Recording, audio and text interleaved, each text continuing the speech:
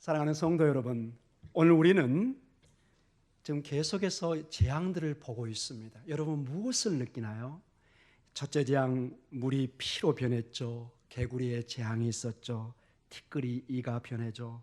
파리떼가 생기죠. 가축이 지금 죽어가죠. 종기가 생기고, 나중에는 이제 우박과 메뚜기와 흑암과 처음 난 것들의 죽음들이 하나씩 어떤 이 재앙들이 전개되는 걸 보게 됩니다. 사랑하는 성도님들, 이거를 제가 준비하면서 생각한 게 있습니다. 우리 역사에 가장 전쟁을 잘했던 대표적인 장군이 누구시죠? 의심의 여지가 없습니다. 명랑대처 영화 안 봐도 우리는 딱 제가 한번 얘기했었나요? 그 불멸의 이순신이라고 큰 그 드라마가 있었잖아요. 외국에 유학할 때는 한국이 그리우니까 드라마를 공부 중간중간에 쉴 때 보게 되거든요.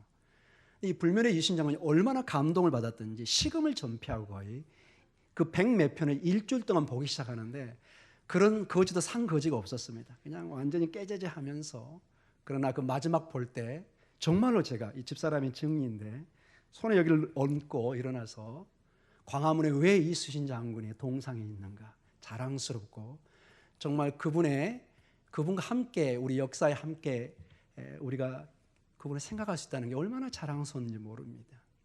가만히 여러분 보면은 이순신 장군은 어떤 그 치밀한 어떤 계획 속에서 절대적인 어떤 그 지지를 받으면서 자기 그 군대에 어떻게 보면 백전백승을 하는, 항상 전쟁에서 승리를 하는 모습을 봅니다.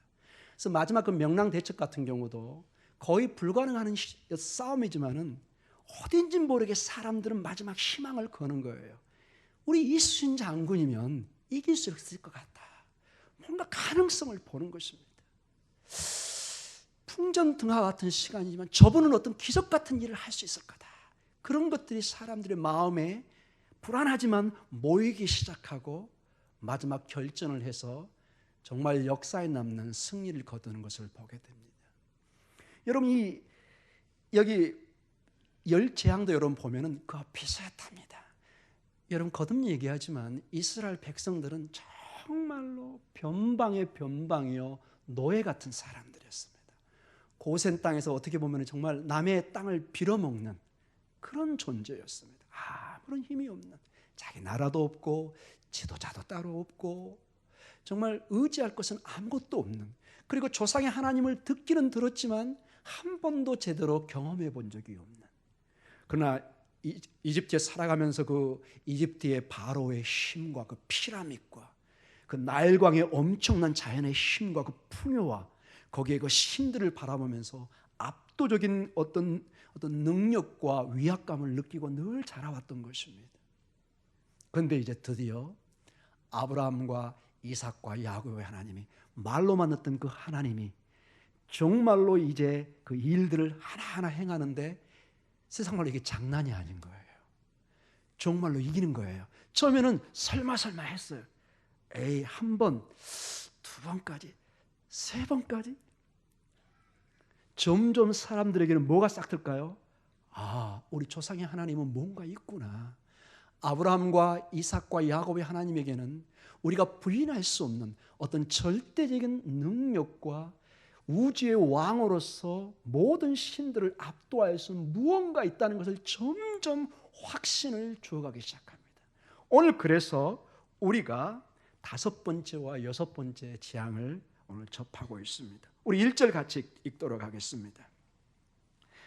같이 읽을까요? 여호와께서 모세에게 이르시되 바로에게 들어가서 그에게 이르라. 히브리 사람의 하나님 여호와께서 말씀하시기를 내 백성을 보내라. 그들이 나를 섬길 것이니라. 아멘. 여기 특별히 히브리 사람 하나님. 아직은 이스라엘이라는 이름도 갖지를 못했습니다. 아직 정확한 나라의 어떤 독립된 나라도 갖추지 못했습니다. 그러나 특정 민족의 이름을 잡아냅니다. 히브리 사람 하나님. 히브리 사람. 지금 그래서 이 전쟁이, 이 큰 대결이 단순히 바로와 어떤 아론과 모세가 합쳐서 이렇게 싸우는 것이 아니라 그 큰 배경에 마치 이집트는 라신이나 태양신이나 하피, 나일강의 신이나 많은 우리가 언급했던 그 신들이 배경 속에서 싸우는 것처럼 보이지만은 실제로 이스라엘 뒤에는, 이 모세와 아론 뒤에는 히브리 사람의 하나님, 그 약속의 하나님, 조상의 하나님이 지금 있다는 것입니다. 아멘. 여러분, 이걸 뭘 우리에게 얘기해 주나요? 우리의 싸움이 혈과 육이 아닌 것처럼 우리가 이 땅에 싸우면서 영적인 싸움을 할 때 나 홀로 싸운다는 것이 아니라는 것입니다. 나에게는 여호와 하나님이, 그리고 예수 그리스도가, 주의 성령이 함께 하십니다. 이제 삼위일체 하나님이 합동작전을 핍니다. 할렐루야. 얼마나 감사합니까 여러분. 아버지 하나님과 그 아들이신 예수 그리스도와 주의 성령께서 우리의 연약함을 아시고 오늘도 날마다 우리를 위해서 간구하고 계십니다. 우리가 그의 이름을 부르고 그의 이름으로 간구할 때 우리의 기도를 응답해 주겠다고 아버지 하나님이 약속해 주셨습니다. 우리는 그 확신 속에 살아가는 것입니다. 그래서 이런 구약의 전쟁이나 대결이 단순히 수천 년 전에 일어났던 것이 아니라 지금도 우리에게 이루어지는 영적 싸움에 우리는 반드시 적용을 해야 할 것입니다. 사랑하는 성도 여러분, 우리 2절과 3절을 같이 읽도록 하겠습니다. 시작. 내가 만일 보내기를 거절하고 억지로 잡아두면 여호와의 손이 들에 있는 내 가축 곧 말과 나귀와 낙타와 소와 양에게 더하리니 심한 돌림병이 있을 것이며. 자, 구체적인 어떤 질병이 어떤 동물들에게 임하기 전에 여호와의 손이라는 3절 말씀이 나옵니다. 여호와의 손. 자, 이전에 8장 19절에 이집트 마술사들이 여호와의 권능이라 이렇게 표현하는데 히브리 원어에는 하나님의 손가락이라고 제가 말씀드렸습니다. The finger of God. 하나님의 권능인데 이제 훨씬 더 거기에 뛰어넘는 하나님의 손, 구체적으로 하나님을 또 넘어서 여호와의 손으로 언급하고 있습니다. 여러분, 이 엘로힘, 이 하나님이란 단어보다는 이 여호와, 요드헤이 바브헤이, 이 이름은 특별하다고 제가 몇 번을 말씀드렸습니다. 이거는 이스라엘의 언약의 하나님입니다. 실질적으로 그들과 약속을 맺을 때 썼던 그 하나님의 이름이 바로 이 여호와라는 단어입니다. 이제 이 여호와의 손이 역사하기 시작한다고 말씀하고 계십니다. 단순히 핑거가 아니라, 손가락이 아니라 하나님의 손이 강력하게 이 강팍해지는 바로와 이집트 백성들에게 임하고 있습니다. 왜 이 여호와의 손이 중요하냐면 이집트 문헌을 연구해 보면은 바로 왕의 힘이 강한 손으로 표현되어 있습니다. 바로 왕의 이 힘이 그의 강한 손에 의해서 역사된다고 이렇게 문헌들에 나와 있습니다. 그런데 이제는 아이러니하게도 여호와의 손이, 그들이 업심여기고 하찮게 여겼던 여호와의 손이 이집트 왕 바로와 백성들을 모욕하고 있다는 것입니다. 사랑하는 성도 여러분, 이제 구체적으로 이 다섯 번째 재앙인 가축의 죽음을 보도록 하겠습니다. 3절 다시 한번 같이 읽도록 하겠습니다. 시작. 여호와의 손이 들에 있는 내 가축 곧 말과 나귀와 낙타와 소와 양에게 더하리니 심한 돌림병이 있을 것이며. 자, 특별히 여기서 소라는 동물을 여러분 주목해 보시기 바랍니다. 소는 이집트인들에게 중요한 동물이었습니다. 그래서 저번 주에 우리가 바로가 허락을 할 때 다른 데로 가지 말고 이 땅 이집트에서 제사를 지내라고 그랬습니다. 그때 모세의 대답은 노 그럴 수는 할 수 없습니다. 왜냐? 거기서 제사를 지내다가 이 소 같은 제물을 드리면은 어떤 현상이 일어난다고 그랬죠? 이 소를 신성히 여기는 이집트 사람들에서 돌에 맞아 죽을 가능성이 있는 것입니다. 그래서 이것을 하지 않겠다고 강력하게 반대하는 모세의 모습을 보게 됩니다. 왜 이 소가 중요하냐? 이 소는 아피스 신화인 것인데요. 따라해 볼까요? 아피스. 아피스라는 이 소의 모습을 가지고 풍요와 생명력을 나타냅니다. 즉 가나안 지역에 있는 풍요의 신인 바알 신이 바로 이집트에서는 소의 모양을 하고 이 아피스 신으로 나타납니다. 여러분, 이 중요한 신이 나중에 20장 이후로 모세가 시내산 위에서 독대를 할 때 너무 오랜 시간이 걸리니까 백성들이 아론을 통해서 뭘 요구하죠? 하나님을 만들자고 그러죠. 하나님을 보여달라고 그러죠. 그래서 만든 게 뭐예요? 금 송아지를 만듭니다. 이게 아피스 신을 얘기하는 것입니다. 사실은 어떤 면에서는 이집트에서 살았던 수백 년을 살았던 이 이스라엘 백성들은 하나님을 한 번도 보지를 못하고 말로만 들어왔기 때문에 그들이 생각한 신을 아피스로 생각했던 건 사실은 당연한 일이었습니다. 그러나 이제는 모세가 하나님의 말씀을 듣고 얘기하는 것입니다. 우리의 하나님의 형상이 없다. 하늘이나 땅이나 저 바다 그 어디에도 형상을 만들지 말라고 그럽니다. 그리고 그것을 다 깨트려 버립니다. 이 아피신을 제가 한번 보도록 하겠습니다. 불 꺼주시고 한번 보여주시겠습니까? 예.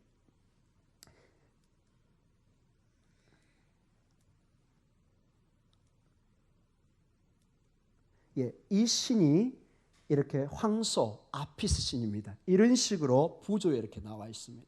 실제 그들은 이렇게 믿었고요.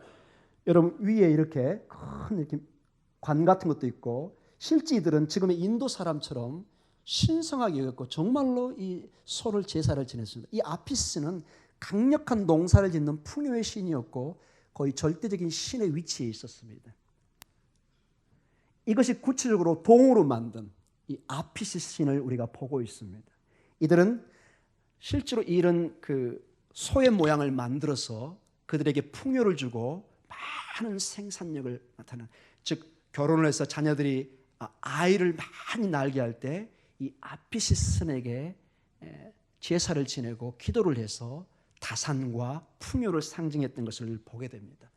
예, 이제 저희가 계속 말씀을 바로 보도록 하겠습니다. 사랑하는 성도 여러분, 이 아피스 신이 풍요와 생명력의 신인데 오늘 아무것도 그 힘을 발휘 못하고 돌림병에 걸려서 죽어가는 것을 봅니다. 무용지미는 것을 보게 됩니다.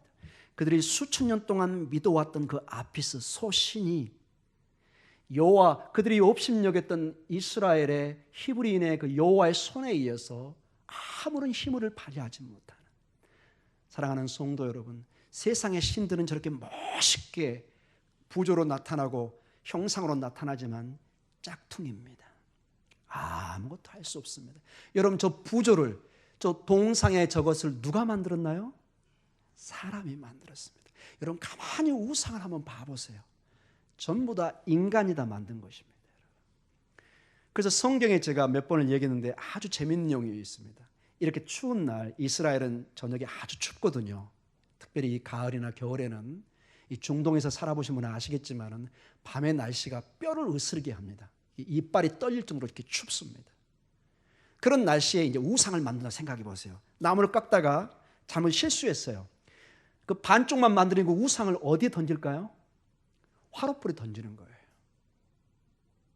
이 우상이 목수의 손에서 놀아라는 거예요, 여러분. 아무런 힘이 없습니다, 여러분. 거기에 우리가 목숨을 걸고 지금 기도를 하고 빌고 있는 것입니다. 여러분, 생각해 보십시오. 왜 하나님이 우상을 만들지 못하게 했을까요? 우상은 아무런 생명력이 없습니다, 여러분. 보이지 않는 하나님이지만 이 우주가 여러분 보지 않는 것이 훨씬 많다는 것을 여러분 아실 것입니다.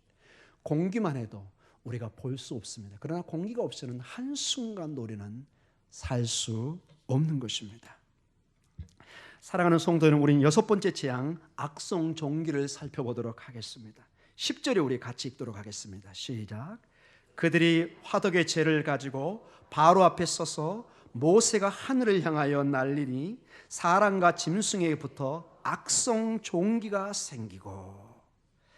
자, 여기 지금 악성종기, 어떤 굉장한 피부병, 구체적으로 뭔지 모르지만 굉장히 괴로움을 주는 어떤 몸의 피부병이 지금 생긴 것을 보게 됩니다.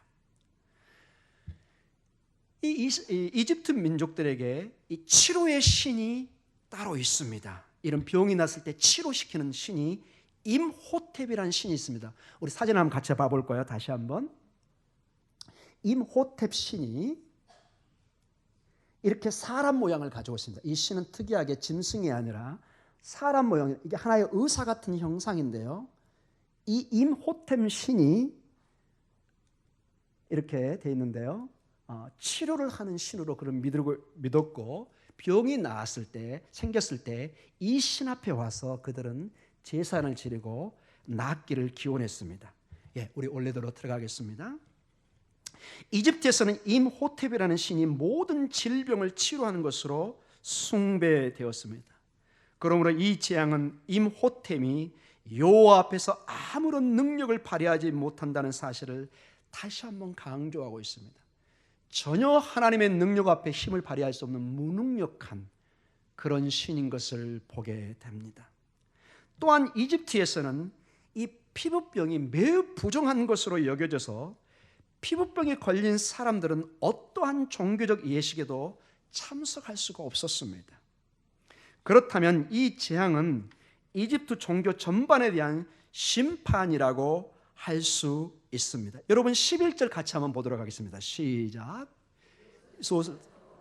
예.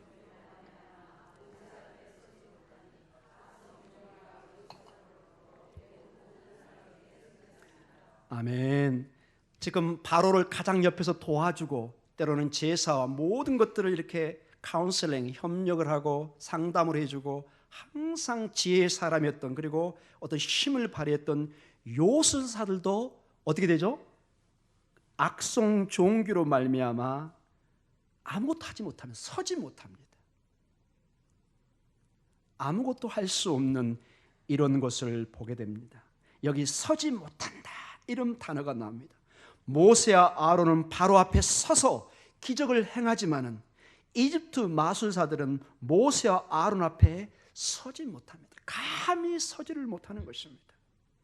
여기서 다시 한번 우리는 여호와 하나님의 능력을 보게 됩니다. 사랑하는 성도 여러분, 우리가 비록 육신적으로는 연약해 보이지만 우리가 예수 그리스도의 복음의 능력으로 설 때 세상은 우리 앞에 감히 서지를 못합니다. 우리는 그러한 영적인 힘을, 하나님의 자녀의 특권을 가지고 있습니다. 사랑하는 성도 여러분, 이제 결론적으로 말씀을 맞춰가도록 하겠습니다. 특별히 이 여섯 번째 재앙은, 이 종기의 재앙은 계시록의 큰 영적 전쟁에 나타납니다. 계시록 16장 1절과 2절을 우리가 같이 읽도록 하겠습니다. 시작. 또 내가 들으니 성전에서 큰 음성이 나서 일곱 천사에게 말하되 너희는 가서 하나님의 진노의 일곱 대접을 땅에 쏟으라 하더라. 첫째 천사가 가서 그 대접을 땅에 쏟음에 짐승의 표를 받은 사람들과 그 우상에게 경배하는 자들에게 악하고 독한 종기가 나더라. 아멘. 요한은 사탄을 따르는 자들, 즉 짐승표를 받은 자와 우상에게 경배하는 자들에게 진노의 일곱 대접을 땅에 쏟으니 독한 종기가 생긴다고 합니다. 이 출애굽기의 여섯 번째 종기의 재앙은 계시록에 와서 종말론적인 심판의 그림자처럼 보여주고 있습니다. 한 가지 이 계시록의 특징은 마지막 때의 심판은 그 규모가 훨씬 크고 극심하다는 것입니다. 사랑하는 성도 여러분, 오늘도 우리는 예수 그리스도 안에서, 그 신앙 안에서 믿음으로 승리하는 삶을 살아야 될 것입니다. 세상의 짝퉁신인 이런 소나 어떤 그 이집트인들이 믿었던, 정말 찰떡같이 믿었던 그들의 나일강의 신이라든지 그들의 소라든지 그들의 모든 그들의 임했던 이모텝, 어떤 그 치료의 신은 잠시 그들에게 마음의 위로는 줄 수 있지만은 근본적인 심판과 대결과 문제가 왔을 때는 아무것도 할 수 없는 무능력자였습니다. 왜 제가 서두로 얘기해서 이순신 장군을 많은 사람들이 신뢰라고 따랐나요? 목숨을 걸었나요? 이순신 장군은 그의 말과 행동과 모든 것이 일치를 했고 실질해서 그 능력을 입증을 했습니다. 그래서 그들은 정말 도저히 이길 수 없는 환경과 여건 쪽에서 12척인가요? 13척인가요? 12척을 가지고 정말 지금 같으면 작은 배로 어떤 군함에게 앞서서 싸우는 것 같은 그런 속에서도 나아가는 것을 보게 됩니다. 사랑하는 성도 여러분, 이 땅에 우리의 삶은 마치 12척으로 수많은 배들을 공격해 대항하는 그런 모습과도 같습니다. 예수님 당시도 마찬가지입니다. 노마의 압제의 그 힘과 그 십자가의 형과 그 마귀의 힘과 노마의 힘이, 그 마귀가 노마의 그 힘을 통해서 이스라엘 백성들을 압제하고 예수 그리스도를 십자가에 달려 죽게 하는, 그들은 마치 승리하는 것처럼 보였습니다. 그러나 주님의 죽음은 죽음으로 끝나지 않고 3일 만에 부활을 통해서 영원한 생명으로 부활하는 것을 우리에게 보여주셨습니다. 세상이 우리를 이긴 것처럼 보이지만 절대로 하나님을 이기질 못합니다. 우리의 연약함, 십자가, 정말 세상에 보면 미련한 것처럼 그 도구처럼 보는 그 십자가의 복음이 우리에게 능력으로 생명으로 다가올 것입니다.